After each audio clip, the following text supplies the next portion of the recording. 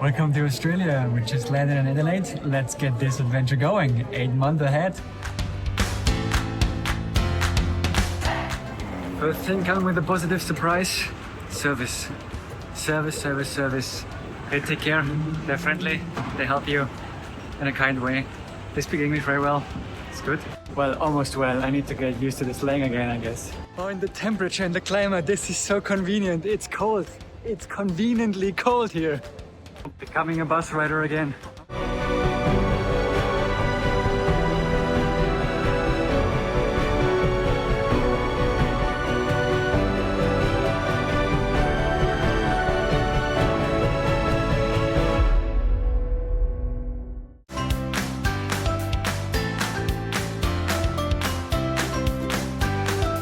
I'm taking the train to Outer Harbour, to the customs house to get the Canadian Passage stamped.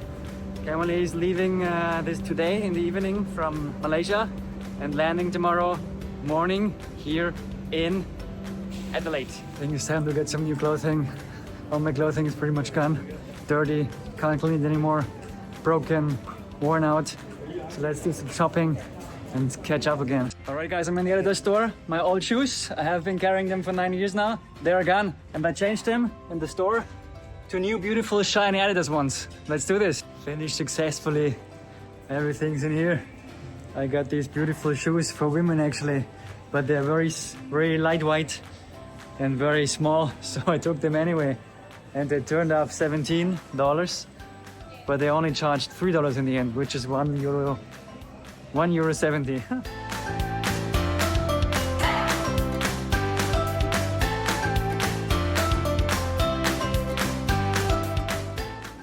A old Holden. It's time to learn a little bit about Australia before I head off. So you might be wondering why I said in the beginning that here everything is about service. That just was at Diamonds who are selling camera equipment. Now looking for ND filters for the action camera and the DJI drone.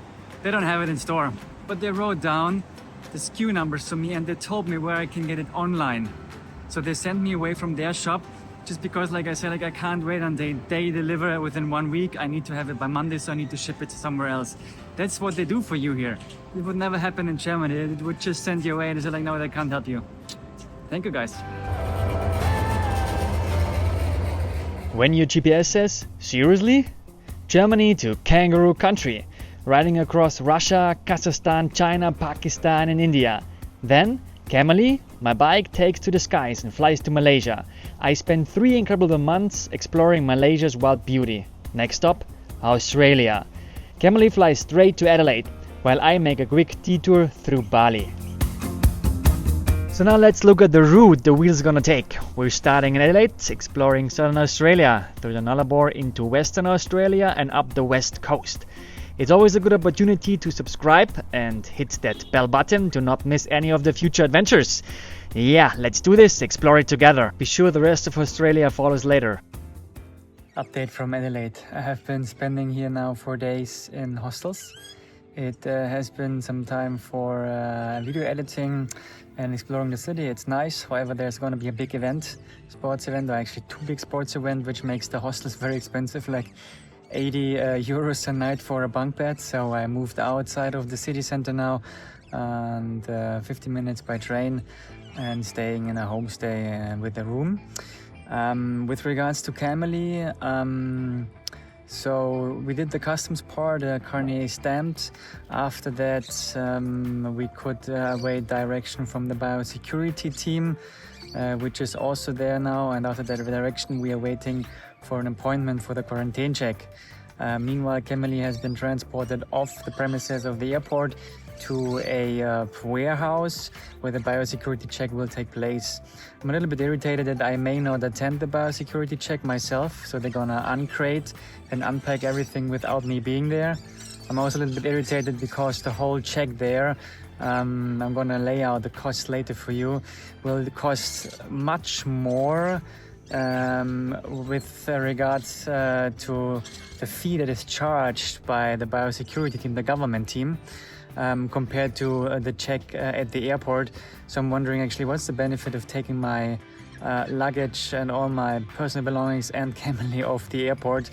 I will lay out this in more detail, what makes really sense in Australia, how to deal with all of these kind of things, because it's really expensive. Alright guys, quick update on getting camely into Australia. So the plane was delayed on Tuesday morning. It only arrived in the afternoon. It was received and delivered to a warehouse of a local logistics company which Bikes Abroad is working with.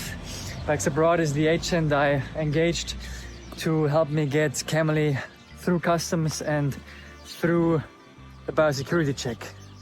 And I actually hope they're gonna help me. I mean, like, they have very good communication. They act very professionally. That's something I really appreciate. There are a few downsides with that process. So I decided to use an agent because you can only get your motorbike through customs and your personal belongings. I mean, like, as an overland traveler, you have motorbike and personal belongings, so all your luggage. And the Australian Border Force, so the customs officer, they separate these two things. So they need to have two separate airway bills. Can be house airway bills or normal airway bills. House airway bills means they go on the one master airway bill, which means like they are in one crate. The other option that you have is like have two airway bills, because you have like two different crates that you ship. One crate with your motorbike, the other crate with your personal belongings. Now the optimization starts, what makes more sense, what's cheaper. And that's actually very difficult, very, very difficult, and very costly in the end. I decided to go with one crate. The shipper can create one master airway bill and one house airway bill for the motorbike, but they can't create another house airway bill under the master airway bill for the personal effects. So the personal effects house airway bill need to be created by an agent locally here in Australia. So you have to engage an agent if you wish to send your motorbike and personal belongings into Australia in one crate. If you don't want to have an agent engaged, you need to have like two crates. So I have this agent now, and they have the appointment now for the biosecurity check on Monday. So that's like 6 days after camely has landed. It's the processes here, obviously. And yeah, that's a little bit of a pain, to be honest. Because at the moment I have the feeling that they kind of open the crates and have that accessible for the biosecurity people to check. And I don't really like that, because in comparison, if you bring your motorbike into the country on your own, at the airport, they don't open the crate. That's what I heard from most of the people lately. They just open like one or two boards on the side to access the VIN, or to kind of, see what's inside and validate that, and just like go with a lamp inside and say, okay, it's clean, fine. But it looks like as if they get the chance to look more accurately very easily because I engaged an agent. That's something that is appearing to me at the moment, and I don't like that, because I'm paying the agent, and they obviously work more like to have it easier for the biosecurity check people rather than to protect my well-being, my benefits. And that's not okay. And when we talk about a shitloads of money here, we talk about like $1,200 to $1,400 US. That's a lot of money, right? So yeah, let's see how this goes on Monday. Yeah, one thing I wanted to add, so the cost comparison. When you take your motorbike in yourself, you have to pay for quarantine check, the biosecurity check. And that amount is, I write it here, I think it's something around $60, $80, something like that.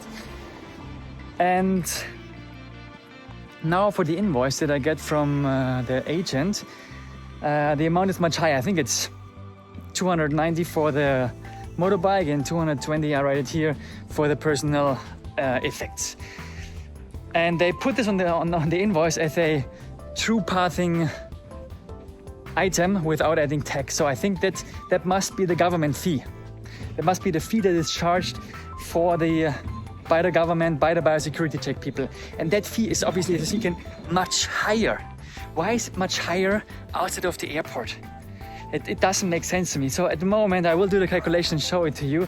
At the moment, it seems to me it's just better sending 2 crates, have them at the airport, and pay for the storage. So storage at the airport for a motorbike, including luggage, is about 180 Australian dollars a day, depending on the weight. Maybe you wonder why I don't like the agent to help the biosecurity people to have it easy to check my motorbike. Because obviously if they find something, that means I have to pay for cleaning the motorbike. I may not clean it myself then, but that's going to be done by an official place.